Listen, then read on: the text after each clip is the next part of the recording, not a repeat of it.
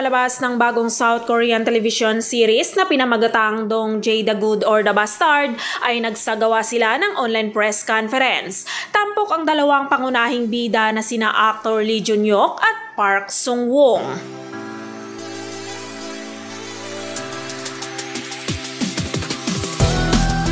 Dong Jae the Good or the Bastard ay spin-off ng Korean drama na Stranger. Ito ay isang crime thriller legal drama na umiikot sa buhay ni So Dong Jae bilang isang prosecutor. Nagtatrabaho siya sa Cheongju District Prosecutor's Office na may malungkot na kinabukasan dahil sa stigma na nakakabit sa kanyang nakaraan bilang isang sponsored prosecutor. Habang nahihirapan sa isang redevelopment case, itinalaga siya sa kaso ng pagpatay sa isang high school girl na nagsimula ng isang mapanganib na lakad sa pagitan ng kanyang intuition bilang isang prosecutor at ang kanyang instinct bilang isang oportunista.